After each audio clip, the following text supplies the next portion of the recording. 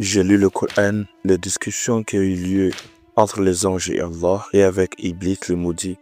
Je suis arrivé à conclure que notre Créateur est un Dieu tolérant et miséricordieux. Allah est loin de la dictature, de la manipulation, d'une domination injuste. Et cela est prouvé dans le Coran lorsque Allah échange avec les anges. Allah vient demander l'avis des anges dans le but de créer une nouvelle créature. Et je suis étonné qu'Allah demande l'avis des créatures pour une nouvelle création. Allah pouvait ne pas demander leur avis et créer ces créatures comme il veut et quand il veut. Mais malgré ça, Allah demande leur avis. C'est vraiment magnifique. Mais les anges ne vont pas se gêner pour donner leur avis en disant « Ya Allah, pourquoi tu veux créer un groupe d'humains qui va verser le sang alors que nous sommes là, les anges, à chanter ta gloire, à te glorifier ?» Dans les propos des anges, je constate deux choses. La première, les anges ne voulaient pas qu'on crée les êtres humains, disant que ça serait inutile et dangereux.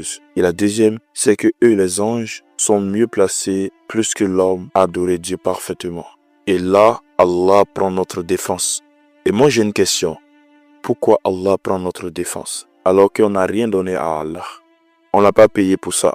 C'est-à-dire on n'a rien demandé. Ainsi la réponse c'est quoi? C'est que Allah il est miséricordieux. Allah nous a aimés avant même notre création. Et c'est pour ça Allah va dire aux anges, je sais ce que vous ne savez pas. Ainsi, on sera à la prochaine vidéo. Inch'Allah, la suite. Abonne-toi pour connaître le reste de ce récit. Et ainsi des questions que je me suis posées là-dedans.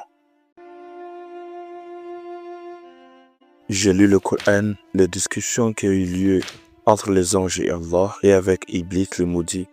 Je suis arrivé à conclure que notre Créateur est un Dieu tolérant et miséricordieux. Allah est loin de la dictature, de la manipulation, d'une domination injuste. Et cela est prouvé dans le Coran lorsque Allah échange avec les anges. Allah vient demander l'avis des anges dans le but de créer une nouvelle créature. Et je suis étonné qu'Allah demande l'avis des créatures pour une nouvelle création. Allah pouvait ne pas demander leur avis et créer ces créatures comme il veut et quand il veut. Mais malgré ça, Allah demande leur avis. C'est vraiment magnifique. Mais les anges ne vont pas se gêner pour donner leur avis en disant « Ya Allah, pourquoi tu veux créer un groupe d'humains qui va verser le sang alors que nous sommes là, les anges, à chanter ta gloire, à te glorifier ?» Dans les propos des anges, je constate deux choses. La première, les anges ne voulaient pas qu'on crée les êtres humains, disant que ça serait inutile et dangereux.